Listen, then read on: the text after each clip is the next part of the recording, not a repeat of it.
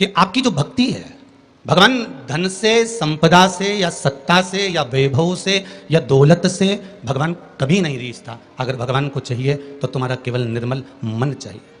भगवान को और कुछ भी नहीं चाहिए, तुम्हारा केवल मन। उसके सिवाय भगवान तुम्हारे वैभव से, तुम्हारे पास में कितनी गाड़ी है, कितना बंगला है, कितना धन है, कितना वैभव है, कितनी सत्ता है, कितनी दौलत है, भगवान को उससे कोई मतलब नहीं। भगवान को अगर मतलब है तो केवल तुम्हारे मन से मतलब है। शबरी अंबा के दरवाजे पर भगवान गए, क्या दिया शबरी अंबा ने? भगवान को क्या प्रदान करा शबरी अंबा ने? केवल एक झूठे बेर। और झूठे बेर के सिवा भगवान कुछ ले भी नहीं रहा है।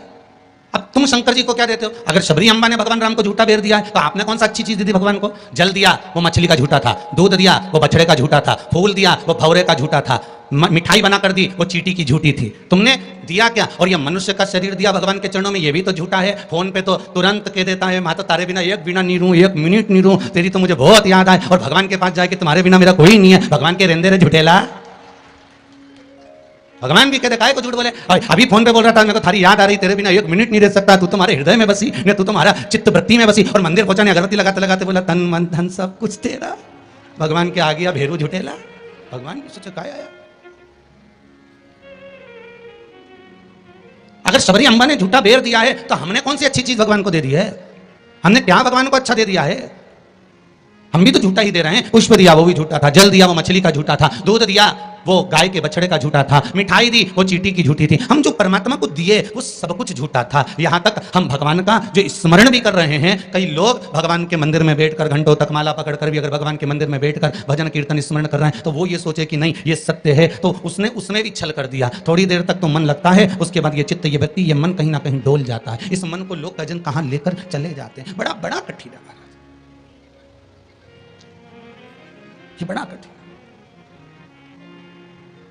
ये मन बड़ा चंचल है, कैसे तेरा भजन करूं। जितना इसे समझाऊं उतना ही मचलता है।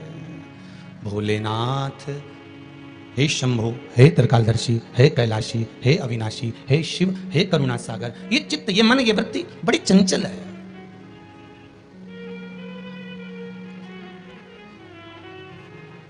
अगर ये मन, ये चित्त, ये वृत्ति थोड़ी भी परमात्मा में लग गई तो जीवन की सार्थकता हो गई।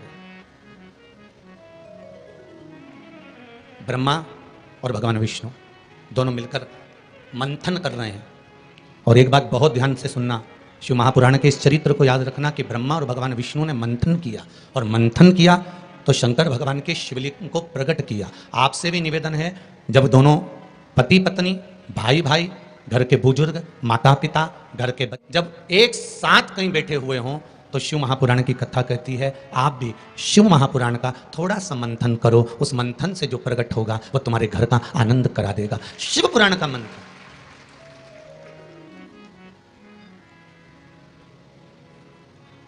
थोड़ी देर अपने माता पिता के पास में जाकर बैठा करो।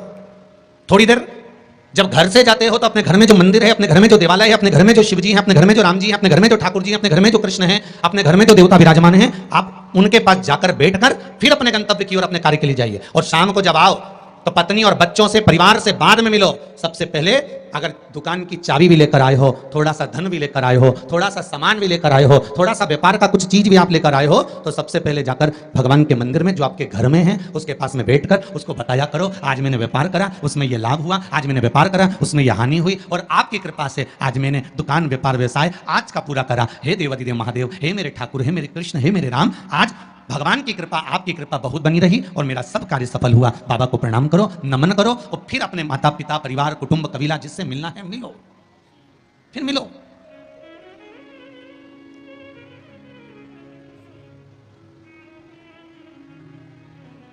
आज किसी ने एक प्रश्न किया था सुबह, गुरुदेव अगर भगवान के मंदिर जाना है हमको,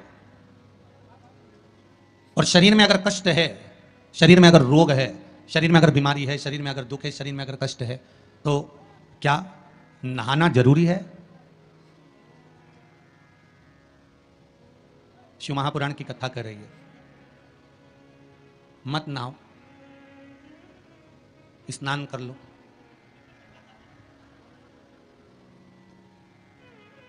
मत नहाओ, स्नान कर लो। नहाने में और स्नान में जमीन और आसमान का अंतर है। बाथरूम में गए, साबुन लगाया, शैम्पू लगाया, और ये सब लगाने के बाद में तुमने जो तुम्हारे ऊपर पानी उंडेला, इसको नहाना कहते हैं। ठीक है? जो तुमने साबुन लगाया, शैम्पू लगाया, पानी डाला, उसको नहाना कहते हैं। और मंदिर में गए, अर्थात आप बाथरूम में ना जाकर भी सवेरे से उठे और उसकी भक्ति में लीन होकर दिल से उसको याद कर कर, और मान लो मुंह धोकर भी भगवान के दरवाजे तक पहुंच गए, तो उसको स्नान कहा जाता है। कर लिया ना? बहुत नहीं है ना शरीर में बल? एक पत्र में लिखा है किसी ने,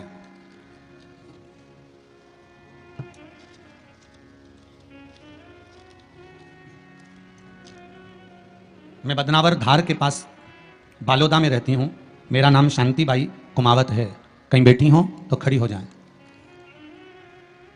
आप ही हैं? दोनों हाथ हिला दो एक बार। मेरा नाम शांतिबाई कुमावत है।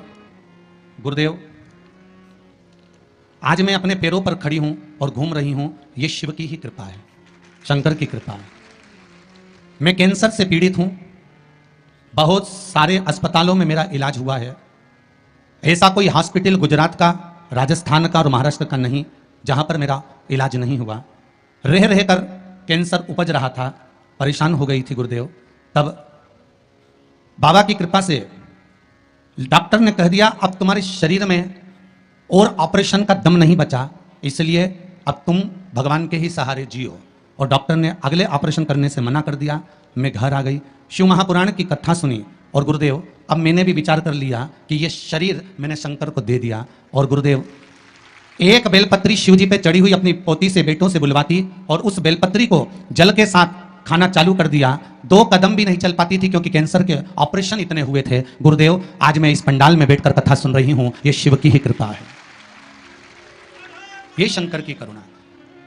एक बात बहुत सुंदर आपने लिखा है शांतिबाई जी, माता जी, कि गुरुदेव जांच भी कराई और डॉक्टर बोल रहा है तुम तो ठीक होती चली जा रही हो, ऑपरेशन की भी जरूरत नहीं है, अब बाबा की यह कृपा हुई है, ये करुणा है।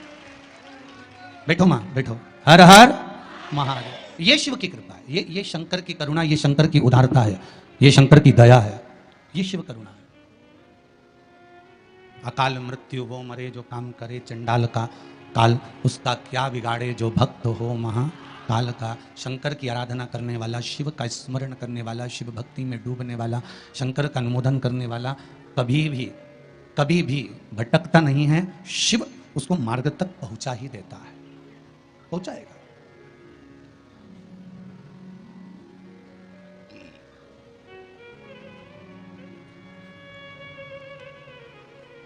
जितना शरीर का वजन है, बहुत ध्यान दीजिएगा जरा।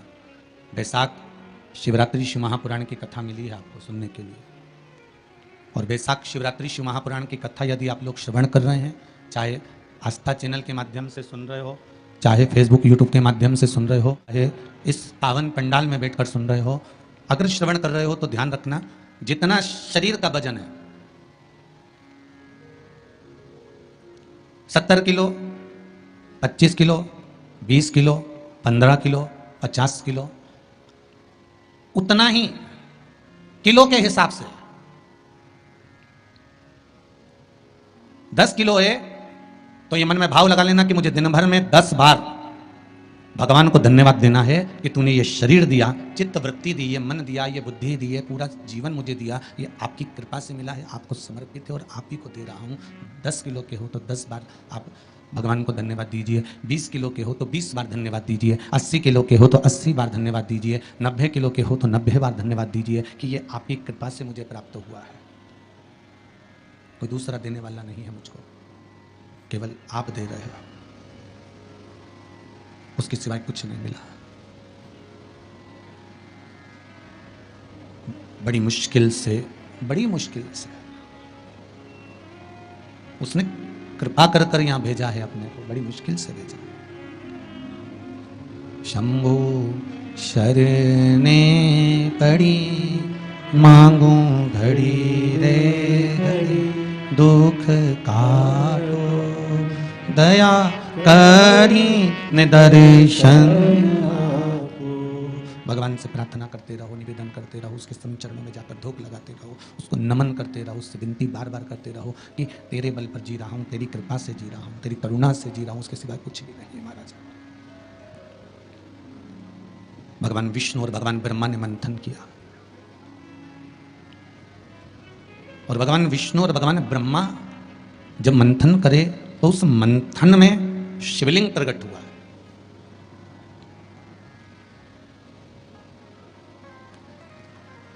मंथन में शंकर का प्रकट होना बहुत बड़ी बात है।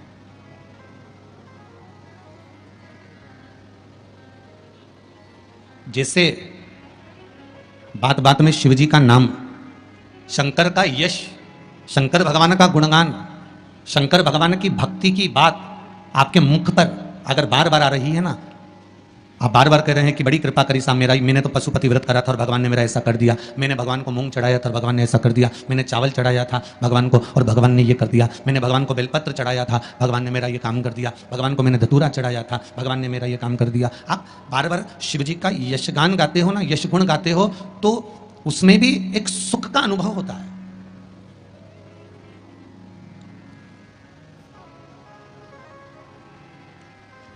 आपके यशगुण गाने में भी करके देखना। सास से निवेदन है, बहू की बड़ाई करके देखो, बहू का यशगुण गाकर देखो। कितनी भी बुरी बहू हो, कितना भी अपशब्द कहती हो, कितना भी ताना देती हो, कितनी भी गाली देती हो, कितना भी आड़ा टेढ़ा बोलती हो, भले तुम्हें संभालती हो ना संभालती हो, तुम्हारा सम्मान करती हो ना करती हो, तुम्हारा आदर करती हो ना करती हो, उसके बाद भी तुम 4 लोगों से अपनी बहू की बड़ाई कर देखना। खूब बड़ाई करना उसकी, खूब यशगुण गाना उसका। भले वो गाली दे, अपशब्द के ताना दे, कुछ भी बोले, पर तुम यशगुण गाओ उसका, खूब गाओ और खूब दिल से यशगुण गाओ उसका। 1 महीना इंतजार करना यशगुण गाते गाते। दूसरे महीने में जिस बहू का तुमने यशगुण गाया है, ये शिव महापुराण की कथा कहती है, वो भी सिर पर पल्लू लेकर तुम्हारे को धोख लगाने आएगी जरूर, ये पक्का। आप अपने भीतर कुछ अच्छा तो लाओ।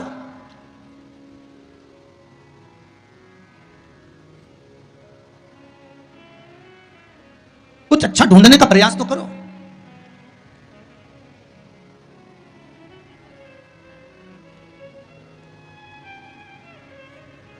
आज कोई कह रहा था गुरुजी, पूरे भारत में, पूरे जगह पर देखा जाए तो आज दुनिया के लोग ये भगवान के नाम से क्यों इतना चिढ़ने लगे?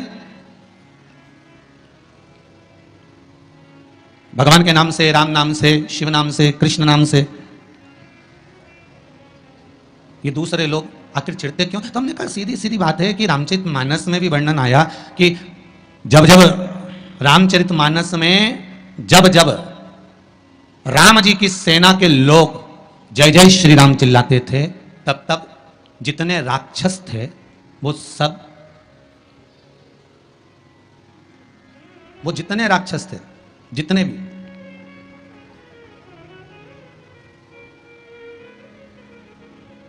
राम सेना के दल के लोग जब जब श्री राम चिल्लाते थे, जितने भी राक्षस थे वो सब भिनक जाते थे, सब भिनकते थे, सब गुस्सा करते थे, सब क्रोध करते थे। जब उस समय पर भगवान के नाम से राक्षस भिनक जाते थे, तो आज के समय के राक्षस भी तो जय जय श्री राम करने पे भिनकेंगे कि नहीं भिनकेंगे? जरा विचार तो।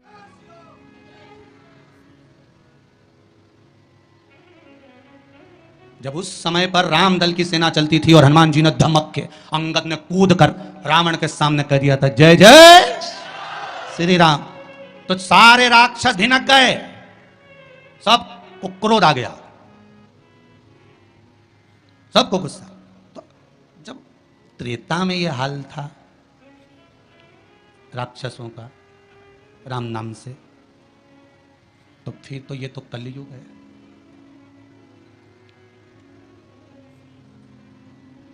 अब तुम राम बोलोगे तो थोड़ा सा तो भिनकट्टा छूटेगा इनके भीतर भी, थोड़ा थोड़ा तो आएगा। पर आग लगे बस्ती में, अपन रहो मस्ती में, जो ज्यादा भिनके नहीं तो उसको भिनकने दो। तुम तो जोरदार खजूर वाली चोटी बना के बिंदी लग तैयार होके भगवान के मंदिर जाओ और ने राम नाम गुण गाओ, शिव का स्मरण करो, लोटा भर के जल चढ़ाओ, शंकर का भगवान का भजन करो, शिव की भक्ति में जितने जितने लग सकते हो उतने लगो, कुछ नहीं बिगड़ेगा। एक लोटा पानी जो भगवान शंकर को समर्पित करता है, मरने के बाद तुम्हारी औलाद तुम्हारा किसी पवित्र नदी में तर्पण करे ना करे, तुम्हारा शिव को दिया हुआ जल तुम्हारे खाते में पहुंच जाता है। आपने जो शंकर भगवान को एक लोटा जल दिया है, शिव जी को एक लोटा पानी चढ़ाया, शंकर भगवान को एक लोटा जल समर्पित करा है, शंकर भगवान को एक लोटा जल अगर आपने दिया है तो वो आपके खाते में पहुंचेगा जरूर, ये निश्चित है, पक्का है।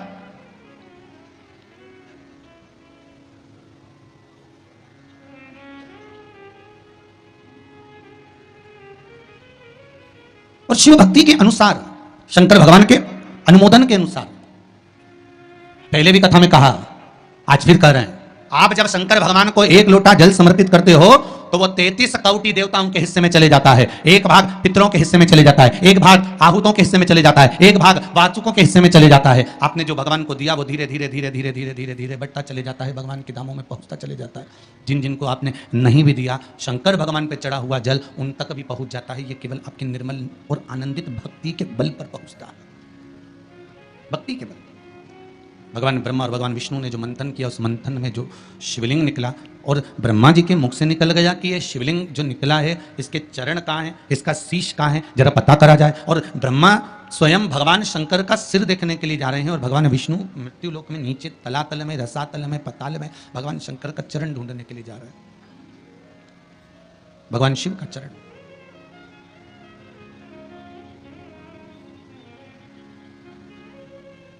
गए दोनों, वो ऊपर गए, ये नीचे गए देखने के लिए। कई लोग शिव महापुराण की कथा, स्मरण, भजन, कीर्तन सुनने के लिए नहीं जाते हैं। मंदिर में कई लोग भगवान शंकर पर जल चढ़ाने नहीं जाते हैं। कई लोग ये देखने के लिए जाते हैं कि कौन आया कौन नहीं आया, किसने सुना और किसने ना सुना, किसने धारण करा किसने ना करा।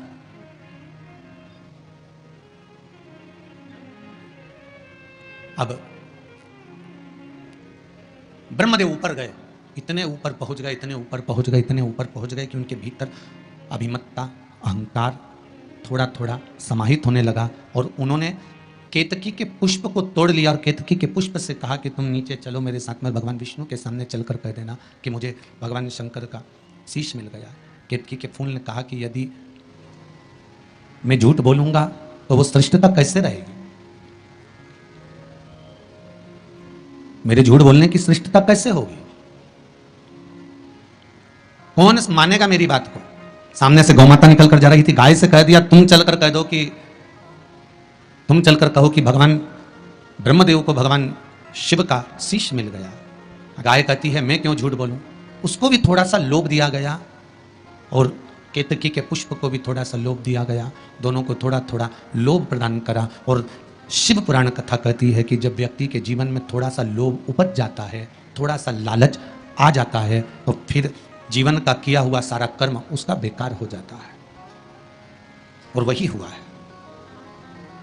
केतकी के पुष्प के मन में यह लोभ जाग गया कि मैं ब्रह्मा जी के द्वारा सिंचित हो जाऊंगा, आनंदित हो जाऊंगा। और गाय के मन में यह लोभ जाग गया कि ब्रह्मा जी कह रहे हैं कि सबसे पहली रोटी आपको प्रदान कर दूंगा, तो ये लोभ ही तो जागा। कोई भी चीज करो, अगर कोई सत्कर्म आप कर रहे हैं, थोड़ा सा अच्छा कार्य आप कर रहे हैं, भगवत भजन आप कर रहे हैं, कीर्तन आप कर रहे हैं, मंत्र जाप आप कर रहे हैं, स्मरण आप कर रहे हैं, नाम जाप यदि आप कर रहे हैं, तो वो लोभ से पवित्र होना चाहिए, बहुत दूर।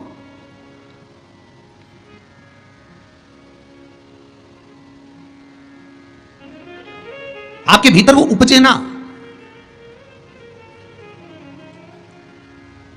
फिर चाहे दुनिया के लोग कितना भी कहे ना, वो एक बेल बेचारा किसान का, एक बेल कुएं में गिर गया। अब कुएं में गिर गया तो किसान का बेल जब कुएं में गिरा तो ये देखा कि कुएं में से बेल को निकालना है। खूब मेहनत करी किसान ने बेल को निकालने की, पर वो बेल निकल नहीं रहा था। बहुत बहुत बहुत बहुत मेहनत करने के बाद भी वो बेल नहीं निकला। बहुत अथक प्रयास करा गया पर बेल नहीं निकला। तब किसान ने फिर कहीं मशीन वाले से कहा होगा कि इस बेल को निकालना है। मशीन वाले 25,000 रुपये लग जाएंगे, 20,000 रुपये लग जाएंगे। तो उसने सोचा 20,000 25,000 लग जाएगा तो अच्छा है कि इसको पड़े ही रहने दो। बेल किसी काम का तो था नहीं, बूढ़ा हो गया था। अगर बेल बूढ़ा हो गया है तो इसी कुएं में पड़े रहने दो, मर जाएगा। इसी कुआं भी सूख गया है, इसमें कोई दिक्कत वाली बात नहीं, अपन कचरा पटकते जाएंगे, बेल को वहीं के वहीं दबा देंगे। गांव के लोगों से कह दिया मेरा बेल कुएं में गिर गया है और ये बूढ़ा हो गया था। एक काम करो, तुम्हारे गांव का जितना भी कचरा है ना, घर वाले वो सब लाकर इसमें डालते हैं ना, बेल मर जाएगा, धीरे धीरे उस पर मिट्टी डल जाएगी। गांव के लोगों ने कचरा लाकर डालना चालू करा। जैसे जैसे बेल के पास में कचरा पटकना प्रारंभ करा, बेल भी समझदार था, इधर कचरा पटकते तो इधर पांव रखकर खड़ा हो जाता, इधर पटकते तो इधर पांव रखकर खड़ा हो जाता। धीरे धीरे पूरा कुआं भराते चले गया और बेल कचरे पर पांव रखते रखते रखते रखते रखते रखते बाहर आ गया। बेल कचरे पर पांव रखते रखते रखते रखते बाहर आ गया, ऊपर आ गया। और जब वो ऊपर आया, निकल कर बाहर भाग गया, निकल कर बाहर भागा। बेल से हमको एक सीख लेना चाहिए, हमको एक चीज सीख लेना चाहिए। बुराई करने वाले कितनी भी बुराई करेंगे, निंदा का कचरा, बुराई का कचरा कितना भी पटकेंगे, हमको केवल उस पर पांव रखकर निकल कर बाहर की ओर चले जाना है और हमारे जीवन को सार्थक बना लेना है। करे करे तो करे। अब शब्द कहने वाला कहता रहे, ताने देने वाला देता रहे, गाली देने वाला देता रहे, अपनी शिव भक्ति, अपना स्मरण, शंकर का अनुमोदन होता रहे, बस इसका ध्यान रखना। बैसाख के महीने में 9वीं तिथि को माता जानकी का प्रागट्य हुआ है पृथ्वी से। कभी एक विचार करिएगा कि नरसिंह अवतार बैसाख के महीने में हुआ, कुर्मा अवतार बैसाख के महीने में हुआ, हयग्रीव अवतार बैसाख के महीने में हुआ, परशुराम अवतार बैसाख के महीने में हुआ, माता जानकी का अवतार बैसाख के महीने में हुआ। आखिर बैसाख के महीने में, माधव महीने में इतनी महत्वता क्यों?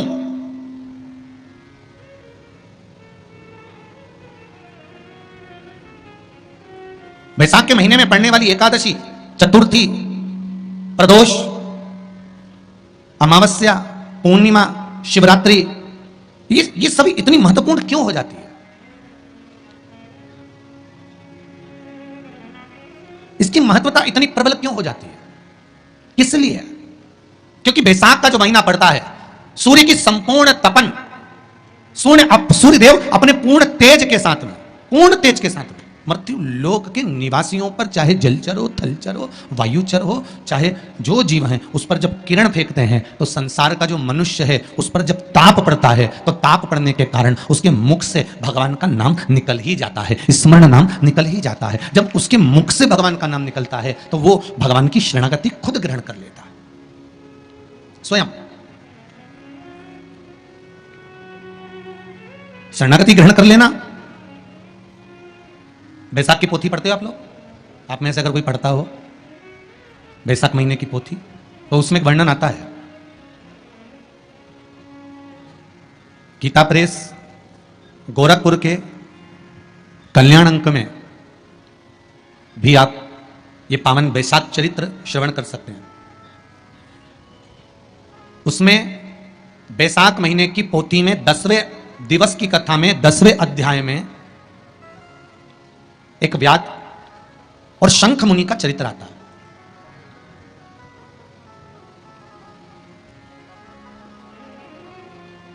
शंख मुनि एक बार निकलकर भगवान शंकर के मंदिर में जल समर्पित करने के लिए जा रहे थे और शिव मंदिर की ओर जाते जाते जाते जाते जाते जाते बीच मार्ग में चलते चलते चलते चलते और वो शंख मुनि जब शिव के मंदिर में पहुंचे, शंकर भगवान के मंदिर में जाकर उन्हें दर्शन किया, जल का पात्र उठाया और वो जल का पात्र उठाकर जब भगवान शिव को समर्पित कर रहे थे, तो उसी समय जल का पात्र उठाकर जब शंकर भगवान को समर्पित करा गया और शंख मुनि निकलकर जब बाहर आ रहे थे, आते आते शंख मुनि के मन में एक भाव उत्पन्न हो गया कि जब हम भगवान शिव को कुछ वस्तु समर्पित करते हैं तो उसका फल, उसका पुण्य फल हमें कितने समय में प्राप्त होता है। ये शंख मुनि के मन में एक विचार जागृत हो गया, शंख मुनि के मन में एक भाव जागृत हो गया। कई माताएं पशुपति व्रत करती हैं, कई ऐसे माताएं हैं जिन्होंने 2-3 बार पशुपति व्रत कर लिए होंगे। दूसरे को बताया, उसने व्रत करा, उसका हो गया, उसको फायदा भी मिल गया, और ये 3 कर ली, उसके बाद भी कुछ ना कुछ रह गया। तो इसके मन में आया कि बताओ, मैं भी व्रत कर रही हूं, ये भी व्रत कर रहा है, ये भी व्रत को सुन कर रहा है, मैं भी व्रत कर रही हूं, आखिर बात समझ में नहीं आती। उसको लाभ मिल गया, मुझे लाभ नहीं मिला। उसको लाभ की अनुभूति होगी, मुझे लाभ की अनुभूति नहीं हुई। तो कभी विचार करना कि तुमने उसको पशुपति व्रत बताया, उसने व्रत किया और बड़े दिल से करा, बड़े बड़े दिल से करा, तुम्हारे बताए अनुसार करा। मतलब तुम्हारी बात पर कितना विश्वास होगा उसको, तुम्हारी बात पर कितना भरोसा होगा उसको, और तुम्हारे बताए अनुसार उसने पशुपति व्रत कर लिया और उसका काम हो गया। और तुम 2 बार 3 बार 4 बार 5 बार कर चुकी तो भी नहीं हुआ। उसका कारण क्या हो सकता? उसका एक कारण है, तुम्हारी बात पर उसने विश्वास कर लिया पर तुम अभी विश्वास पूर्ण रूप से कर नहीं पाई हो। तुमने ये सोचा है कि दुनिया कर रही है तो अपन भी कर लो। एक बार महाराज ने बोला है कर लो, देखा जाएगा। पर तुम्हारे बात में वो जागृतता, तुम्हारे पास में वो जागृतता, तुम्हारे पास में वो बल, तुम्हारे पास में वो वेग, तुम्हारे पास में वो बल प्राप्त नहीं हुआ, वो विश्वास जागृत नहीं हुआ। यदि तुम्हारे पास वो विश्वास जागृत हो जाता, वो बल जागृत हो जाता, तो तुमने जब पशुपति व्रत करा उसका फल तुमको मिल जाता। अगर विश्वास जागृत होता तो फल मिल जाता। विश्वास जागृत होने पर फल की अनुभूति है। किस किस के घर में तुलसी का पौधा है? सबके यहां है? रख लो।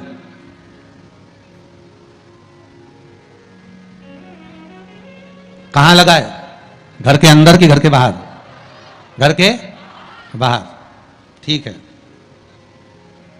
दिया लगाते हो? अच्छा, कौन है वो जिस तुलसी मैया को दिया लगाते हो? कौन है वो? बोलते तो जाओ जरा जल्दी जल्दी। माता है। घर में जो सास है वो कौन है? वो भी बोलो तो जम के बोलो जरा। माता है। बैसाख का महीना चल रहा है, बहुत जोरदार गर्मी पड़ रही है, बहुत जोरदार गर्मी, खूब जोर की। तुम्हारी सास की कुर्सी घर के बाहर लगा दो। कितने घंटे बैठ सकती है वो? बोलो जरा, जम के बोलते जाओ। यहां विश्वास की कथा चल रही है, भाव और श्रद्धा की कथा चल रही है। कितने घंटे बैठेगी वो? अरे 1 घंटा भी जाने दो रिजी जी। 15 मिनट ऐसी चिलचिलाती हुई धूप में वो बैठ जाए, बहुत कठिन बात, बहुत कठिन। तुम्हारे घर के दरवाजे पर तुलसी का क्यारा है, तुम उसको दिया लगाती हो, माता कहती हो, पूछती हो, पूजती हो। तुमने तुलसा महारानी से कहा, मां बैसाख की गर्मी पड़ रही है, तेरे को गर्मी लग रही होगी, चल थोड़ी देर में तुझे अपने कक्ष में लेकर चलती हूँ, थोड़ी छांव में रख देती हूँ, तेरे ऊपर एक छत्र लगा देती हूँ, थोड़ा सा एक ब्लाउज का टुकड़ा पड़ा हुआ है, पीस पड़ा हुआ है, उस तेरे ऊपर डाल देती हूँ, जिससे तुझे गर्मी कम लगेगी। कभी विचार किया? पिनाया है सबने? ए झूठे लियो पाटीदार जी, गाड़ी लगाओ जरा, सबका घर चला। देख के तो आए कितों के घर में पिनाया है? अरे देखा देखी में काम बिगड़ जाता है। एक बार कक्षा 8वीं का पेपर था, बच्चों के लिए एग्जाम में लिखने को आ गया, दिल्ली की सबसे बड़ी मीनार का नाम लिखो। आगे वाले ने लिख दिया दिल्ली में कुतुब मीनार है, पीछे वाले ने आगे वाले का देखकर लिख दिया दिल्ली में कुतिया बीमार है। जितने बैठे हैं उसमें से 50, 100, 200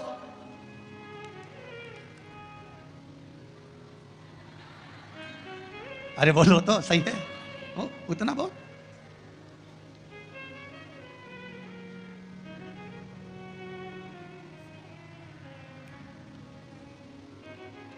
ये तो आपकी चित्तवृत्ति में आपको थोड़ा सा वो कहते हैं ना, एक पत्नी अपने पति के पांव छूती है, एक पत्नी अपने पति को प्रणाम करती है, और बाकी की जितनियों से पूछा गया क्या सब पांव छूती है? हाँ, तुरंत तैयार। अरे गुरु जी आओ, ये तो उसी में काल हो गया ना। वो एक आप लोग गाते हैं ना, वो देवी जी की आरती, माता पिता का है इस जग में बड़ा ही सुंदर नाता, उसी में कहाल है पति पत्नी का है इस जग में बड़ा ही सुंदर नाता। बैठी बैठी पत्नी खाती, पति कमा कमा मर जाता।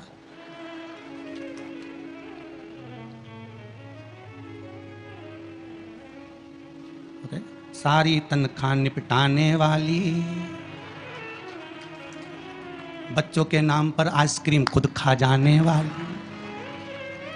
विचार करे सुक्का, सोचे एक उठाया सब ने, हाँ हमने भी डाल रखा है। अरे थोड़ा सा दिल में, हृदय में, चित्त में, मन में भाव लेकर आ जाओ, बस थोड़ा सा भी लाए ना, उतने में तो कल्याण हो गया। जैसे पत्र में किसी ने लिखा कि बच्चे शिव मंदिर में जाते हैं, नंदी महाराज के कानों में कुछ कहते हैं, उसको कहना नहीं आता, तो तेरी भाषा से, दिल से, हृदय से, चित्त से, मन से जो कहा, भगवान ने उसको स्वीकार कर लिया। अब कहे तो है ना दिल से। शिव मंदिर में जाना, एक लोटा पानी चढ़ाना, शंकर को यदि एक चावल का दाना चढ़ाया, एक मूंग का दाना चढ़ाया, एक फूल की पत्ती को भी समर्पित करा, तो शिव ने उसको स्वीकार करा। शंकर भगवान पर एक बेलपत्र चढ़ाई, शिव ने उसको स्वीकार करा। अब देव तो शंकर को,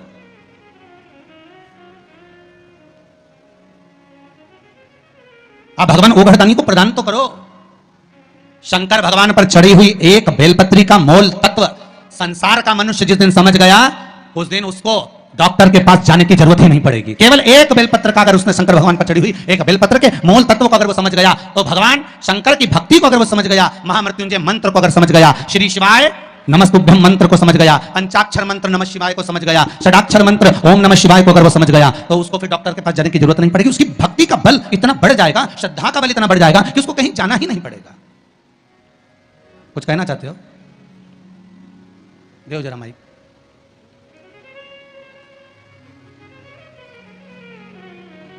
कॉर्डलेस देव संजय।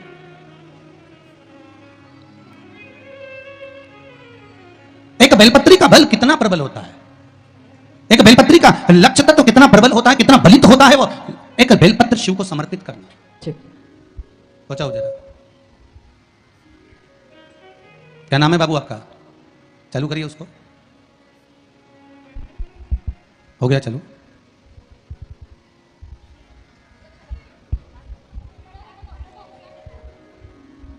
श्री शिवाय नमस्तुभ्यम। श्री शिवाय नमस्तुभ्यम गुरुजी। कहाँ से हैं बाबू आप? मैं बिहार के रहने वाला हूँ, जमुई जिला के, लेकिन मैं जॉब करता हूँ मुंबई में। मुंबई में जॉब करते हैं। भोलेनाथ की असीम कृपा हुई है बाबा मुझ पर। मैं एक साल से इसी महापुराण की कथा सुनता था, और मैं पहले मेरी माँ सुनती थी, तो 2-4 बार मुझे सुनने के लिए बोली, तो मैं उनकी बात पे ध्यान नहीं दिया। मैं सोचा, मैं अपने मोबाइल पे कुछ वीडियो वगैरह, गेम वगैरह खेलते रहता था, मैं ध्यान नहीं दिया। जब उन्होंने बहुत मुझे रिक्वेस्ट किया, तो मैं सुना, तो मुझे एक ही सी महापुराण की कथा में 3 घंटे की चर्चा में मैं बस आधे घंटे की सुना, तो मुझे ऐसा भोलेनाथ की रस चढ़ी कि अभी तक वो चढ़ती गई, और ऐसे चढ़ी कि मैं जब भी देखता हूँ मोबाइल में अपने, तो शिव महापुराण की कथा भी सुनता, दिन रात शिव महापुराण, इतना मैं हो गया, डूब गया कि रात को भी मैं ईयरफोन लगा के मैं सुनते रहूं। अब मेरी माँ देखे सुने तो बोले, अरे तुम तो पागल हो गया। मैं बोले, भोलेनाथ की भक्ति में मैं पागल हो ही गया। जब मैं भोलेनाथ से मैं बोला कि भोलेनाथ, जब आप मुझे शिव महापुराण की कथा सुनने का मौका दिया है, तो एक बार मुझे कथा में पहुंचा दीजिए। लेकिन एक बार आपने उज्जैन में होने वाली थी शिव महापुराण की कथा, लॉकडाउन की वजह से कैंसिल हो गई, और उस शिव महापुराण की कथा में मैं आने वाला था। लेकिन उस दिन से मैं सोचा कि जब कथा होता था, अच्छा इस कथा चला के अगले कथा में मैं पहुंचूंगा, लेकिन मैं पहुंच नहीं पाता था। आज अब तो पहुंच गए ना? हाँ, मैं पहुंच गया। भोलेनाथ की कृपा से मैं बहुत है, बाबा की कृपा बनी रहे। मैं भोलेनाथ से मैं बोला कि भोलेनाथ आप मेरे जगह लेके चलो, मुझे नहीं लेके जाते थे। अब मैं आज नहीं, मैं शनिवार कल ही मैं शिव महापुराण की कथा में पहुंचने वाला था। अब पहले भोलेनाथ से बोल दिया, भोलेनाथ हरिद्वार में कथा होने वाली है। अब मैंने आपको बोल के थक गया है, अब मैं कुछ नहीं बोलूंगा आपको। अब जो जवाब मेरा करने का है मैं सुना देता हूं, आपको जो अमल करने का करिएगा। मैं भोलेनाथ को बोला, भोलेनाथ मेरी इच्छा है, मेरी शनिवार से रायसेन में कथा होने वाली है, रतलाम में कथा होने वाली है। मेरी आपसे विनती है कि अगर मैं शिव महापुराण की कथा में नहीं जाऊंगा, अगर नहीं पहुंचाएंगे आप, तो आज दिन के बाद आपकी ना कथा सुनेंगे, ना तो हम आपकी चौखट पे पैर रखेंगे। अब तो पहुंच गए, यही शिव की कृपा है बेटी। हर हर महादेव की जय। यही शिव कृपा। अब एक बेलपत्र का मोल तत्व, एक बेलपत्र का महत्व, शिव की एक पूजन का महत्व जिस दिन समझ गए, उस दिन जीवन की सार्थकता अपने आप प्राप्त हो जाए। आप उसको समझो तो। शंभु शरणे पड़ी मांगू घड़ी रे घड़ी, दुख काटो दया करी ने दर्शन। शिव की एक बेलपत्र के नहीं जाओगे कभी डॉक्टर के पास, आप शंकर का भजन तो करो, आप सूर्य नारायण भगवान को अर्घ तो दो।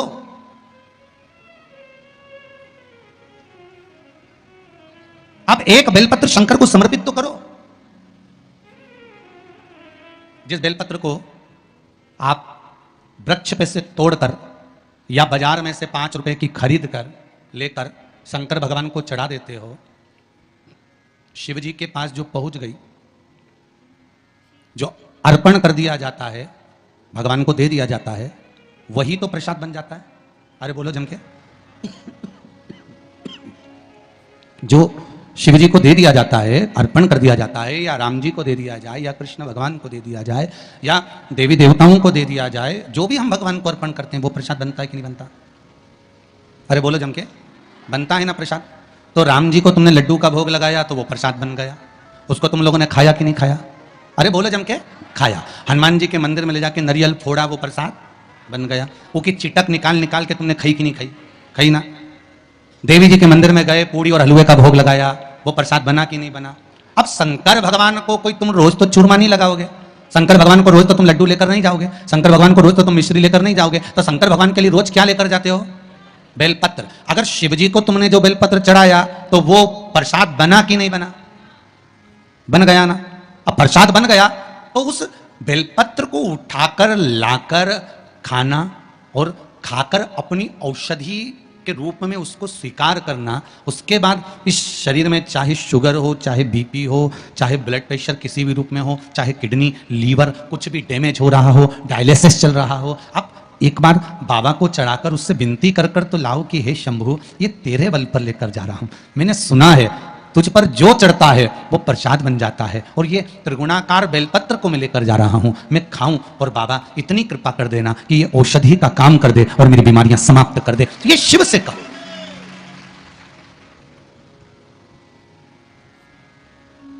क्यों निर्माल्य बनकर फेंका जाए बेलपत्र को?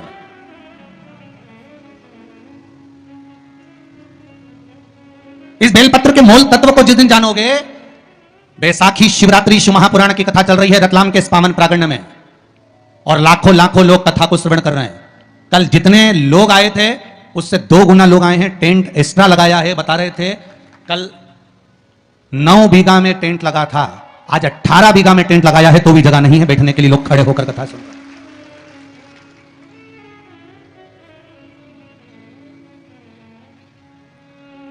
और 18 बीघा के टेंट में भी जगह नहीं। पीछे पुरुष को आप एक निगाह अगर मारकर देखेंगे तो ढेरों में खड़े हैं, इधर देखो उधर देखो, जहां निगाह पहुंच जाए उधर देख लीजिए महाराज। लाखों लाखों लोग इस कथा को सुन रहे हैं। एक नियम बना लो बैसाख महीने से कि शंकर भगवान पर जो बेलपत्र चढ़ी है वो औषधि का काम करती है। शिव पर चढ़ी हुई बेलपत्र मंदिर में क्यों छोड़ें? क्यों नदी में हम इसको विसर्जन करें? क्यों नदी में छोड़ें हम इसको?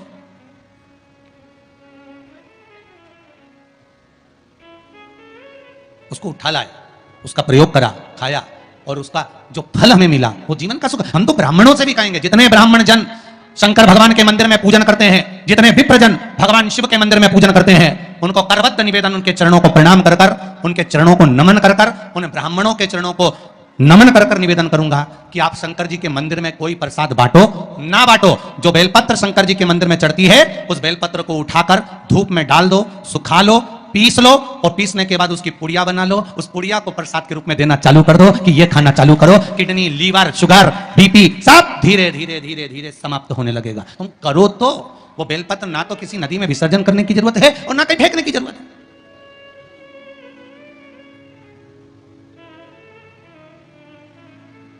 प्रतिदिन भगवान को तुलसी चढ़ाते हो ना, तो रोज भगवान को तुलसी उनके भोग में चढ़ाते हो, उनके सामने चढ़ाते हो, उनके सम्मुख में ठाकुर जी की तुलसी चढ़ाते हो, उठा लाए, प्रयोग में लो, क्यों उसको विसर्जन में डालते हो? जो विसर्जन के लायक है उसका विसर्जन करो, और विसर्जन भी कहां करो? छिप्रा, गंगा, नर्मदा, सरयू या आपके क्षेत्र की कोई पवित्र नदी है उस नदी में ले जाकर कोई निर्माल्य वस्तुएं मत पटको। आज वैसे ही इस पृथ्वी पर जल स्तर गिरते जा रहा है, उस पवित्र जल को हमें संजोना है। जो निर्माल्य की वस्तु मिले एकांत में किसी खेत में उसको एक खड्डे में डालकर इकट्ठा करो, जब उसकी खाद बन जाए तो जिस खेत में उसको डालोगे भगवान के प्रसाद को, वो खेत भी उज्जवल आनंद सुख प्रदान करेगा और कुछ ना कुछ अच्छा देना प्रारंभ करेगा। क्यों किसी पवित्र नदी को हम नष्ट कर रहे हैं? क्यों गंगा को हम कचरा डालकर नष्ट करें? क्यों यमुना को, सरयू को, छिपरा को हम नष्ट करें?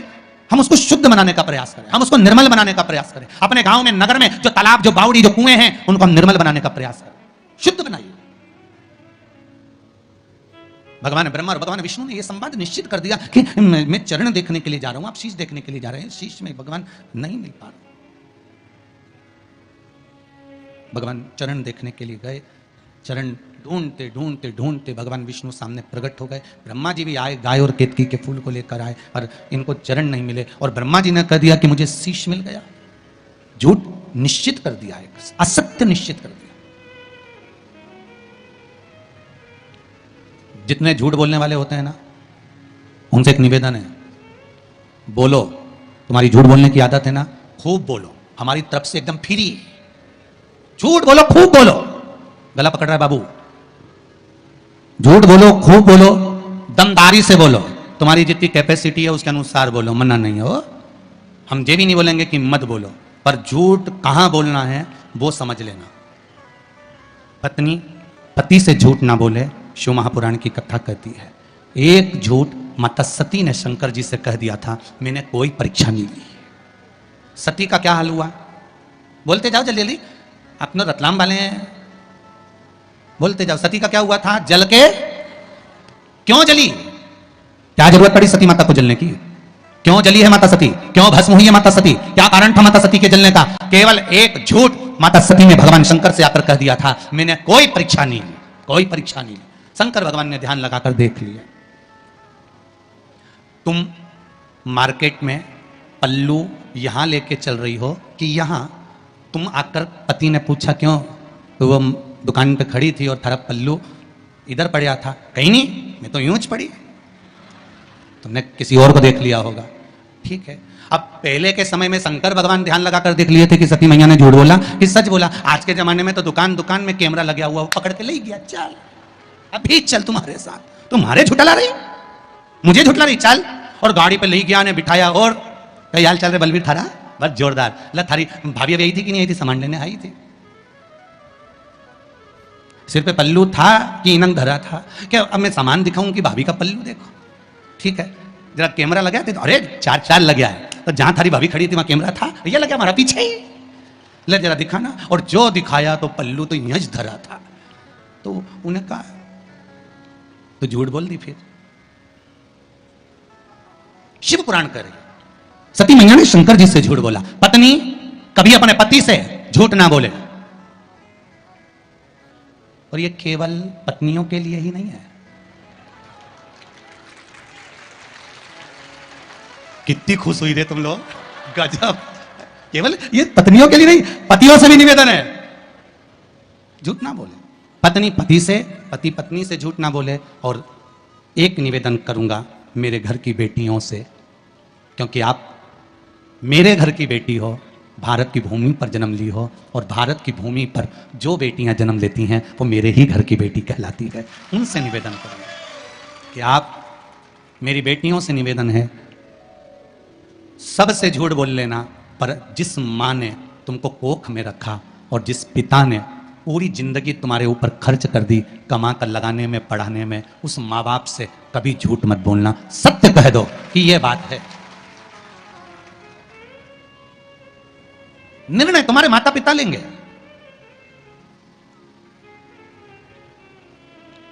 गणेश जी महाराज की शादी होना थी। घर में बड़े कौन थे? शंकर जी के, कार्तिक के। शादी किसकी हो रही है? गणेश जी की। प्रजापतियों की कन्या रिद्धि और सिद्धि। जब देव ऋषि नारद ने कहा प्रजापति से बेटियों का विवाह नहीं करना है, करना है, पर मैंने अभी बेटियों से पूछा नहीं है। विवाह के लिए मुझे बेटियों से तो बात करना पड़ेगी ना कि बेटियां विवाह करना है मुझे तुम्हारा। बेटियों ने अपने पिताजी से कहा, पिताजी हम भी विवाह करने को तैयार हैं, पर बात इतनी सी है कि हम विवाह तो कर लेंगे, पर बात केवल एक तत्व की है कि पिताजी हम विवाह तो करें, पर हम दोनों का जन्म एक साथ हुआ है, इसलिए विवाह भी एक ही लड़के से करेंगे। ठीक है। दूसरा, हमें मीठा खाने का शौक है, लड़का भी ऐसा होना चाहिए कि उसको भी मीठा शौक। ठीक है। हम दोनों बहन धीरे धीरे बात करती हैं, उसके कान ऐसे होना चाहिए कि वो हमारी धीमी बात को भी सुन ले। ठीक है। हम जब भोजन बनाएं, आवाज लगाने की जरूरत नहीं पड़े, सुगंध नाक में जाए और दौड़ के आ जाए, ऐसा तुम्हारा दामाद होना चाहिए। ठीक है। और जहां बैठे तो लगे कि जमाई साहब बैठे हैं, उठ उठ के नी भागे, ऐसा दामाद होना चाहिए। तो देव ऋषि नारद ने पूछा तुम्हारी लड़कियों के लिए कैसा लड़का चाहिए? तो क्या बेटियों ने बताया ऐसा ढूंढ लो, तो ढूंढ लिया और एक ही मिला।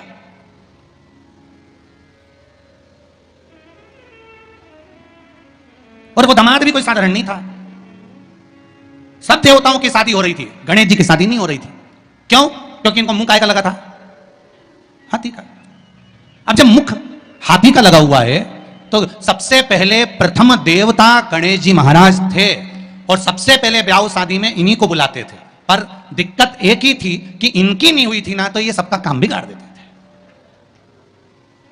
अब इनकी पूजन हो रही शादी में, जिनके यहां भी इनको बुलाते हैं वहां शादी में इनकी पूजन होती, और ये अपने चूहों उनको कह देते चूहे को कि चले जाओ, वो दूल्हे के कपड़े रखे ना पीछे से ही काटिया, और जितने दुल्हन के कपड़े धरे उनके भी कुतरिया, जब कुतर दे और चूहे जाते हैं और शादी में जो दूल्हा दुल्हन कपड़े पहनते सब कुतर देते हैं।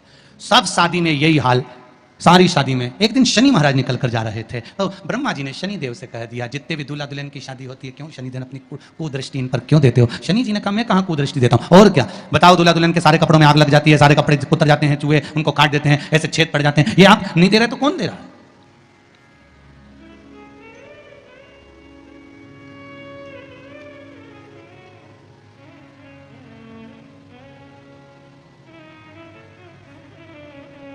अगर ये नहीं देंगे तो कौन देगा?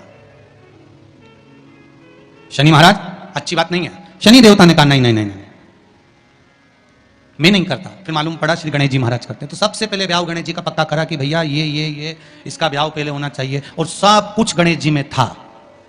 कान भी ऐसे थे बड़े बड़े कि सुनाई भी अच्छे से दे जाता, नाक भी ऐसी थी कि यहां बैठे वहां से सूंघ लेते, और दामाद भी ऐसा था कि एक बार बैठ गया तो 10 दिन उठता ही नहीं था।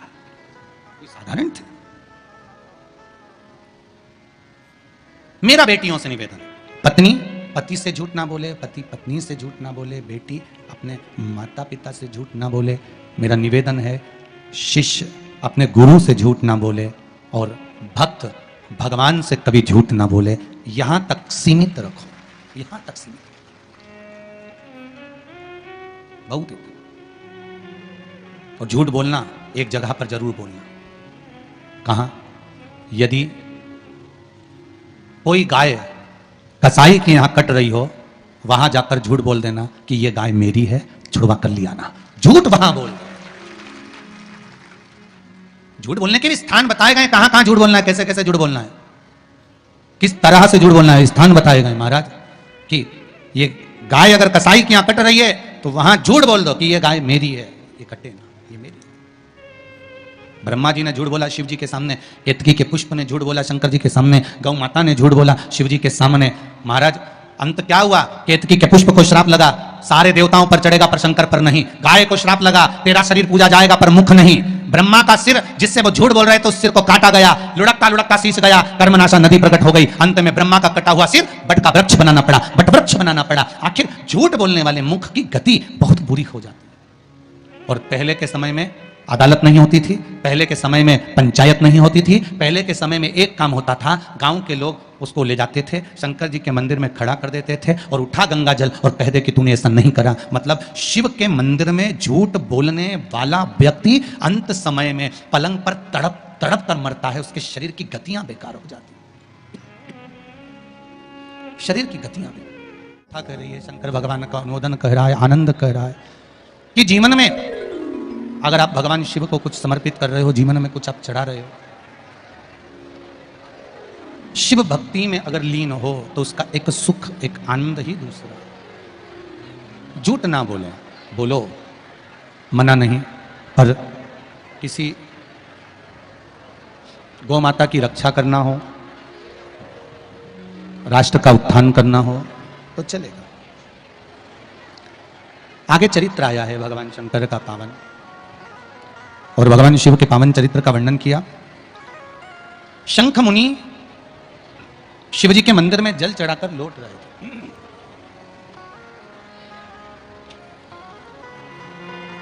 श्री शिवाय नमस्तुभ्यम, श्री शिवाय नमस्तुभ्यम। शंख मुनि जल चढ़ाकर लौट रहे थे। शंख मुनि ने कहा कि फल कितने दिन में मिल सकता, कब प्राप्त हो सकता? बहुत ध्यान से सुनना, बैसाखी शिवरात्रि शिव महापुराण की कथा को।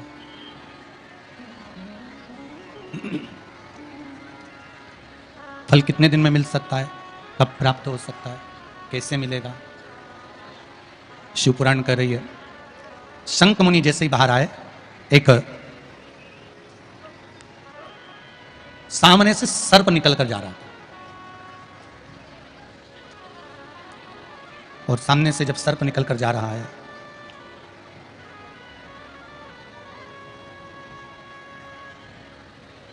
जब सामने से सर्प निकल कर जा रहा है, शंख मुनि को देखकर सर्प ने एक व्याघ्र और शंख मुनि के संवाद को सुना, जिस संवाद में शंख मुनि व्याघ्र को बैसाख महीने की शिवरात्रि का वर्णन कर रहे हैं, बैसाख महीने की शिवरात्रि का वर्णन कर रहे हैं।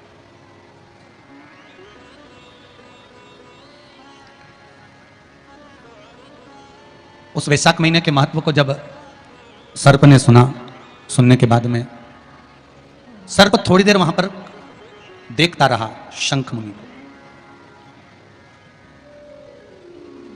कुछ देर बाद जब शंख मुनि वहां से जाने लगे, शंख मुनि जब वहां से जाने लगे तो सर्प ने आवाज लगाई।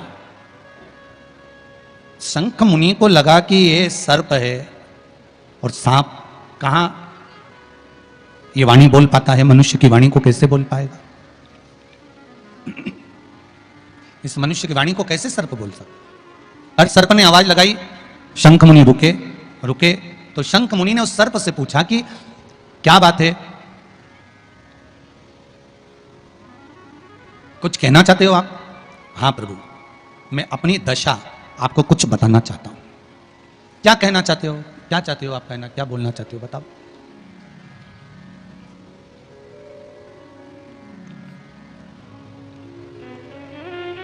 क्या बोलना चाहते हो बोलिए। तो कहा महाराज, पूर्व समय में कुशित मुनि का मैं पुत्र, मेरा नाम रोचन था, मैं कुशित मुनि का पुत्र था, मेरा नाम रोचन था। महाराज, एक मुनि का पुत्र होने के साथ में मेरा मन कभी सत्संग में, कभी भजन में, कभी कीर्तन में, कभी स्मरण में, कभी भक्ति में नहीं लगा, कभी भगवत स्मरण में लगा ही नहीं, भगवत कीर्तन में मेरा मन पहुंचा ही नहीं। सारे बेकार कर्म में मैं लगा रहता, सब बेकार कर्म मेरे हाथ के द्वारा होते।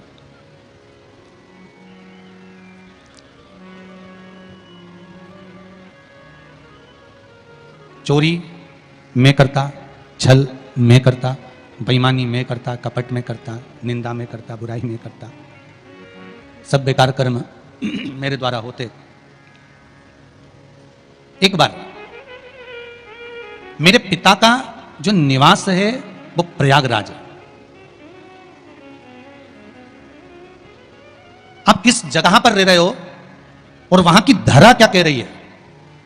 एक भूमि का बहुत बड़ा प्रताप होता है महाराज, बहुत बड़ा प्रताप। क्यों कहते हैं कि 12 ज्योतिर्लिंग जहां पर भगवान शिव विराजमान है, ऐसे 12 ज्योतिर्लिंग की भूमि में जाकर एक रात्रि विश्राम करना चाहिए।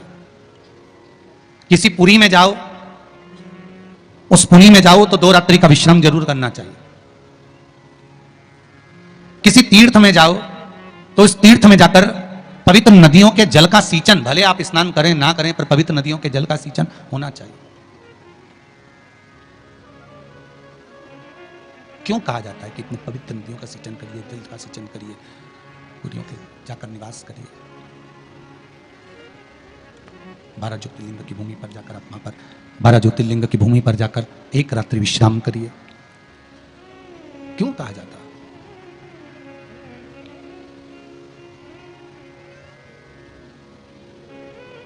काम, लोभ, आसक्ति, वासना, तृष्णा, मोह, प्रपंच, ये सब जब हम किसी 12 ज्योतिर्लिंग की भूमि पर जाकर एक रात्रि विश्राम कर कर जब भगवान शंकर के नाम का स्मरण करते हैं, पूजन करते हैं, भक्ति करते हैं, भजन करते हैं, कीर्तन करते हैं, मंत्र जाप करते हैं, नाम जाप करते हैं, तब इस शरीर के द्वारा वो रात्रि भर विश्राम करने पर हमारे भीतर का जो ताप है, पाप है, लोभ है, आसक्ति है, तृष्णा, वासना, अहम है, ये सब निकल कर बाहर हो जाता है।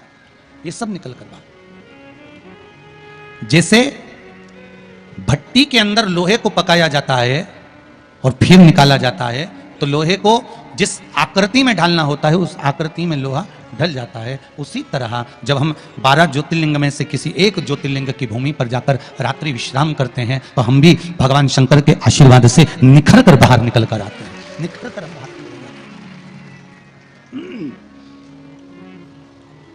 हम निकल कर बाहर की ओर आ जाते हैं। हमारी मन की, हृदय की, चित्त की जो सुंदरता है भजन के बल पर वो सामने प्रकट हो जाती है।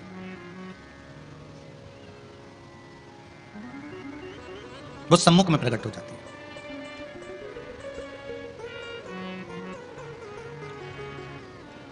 आज प्रयागराज में मेरे पिता पुष्यंत मुनि का निवास था।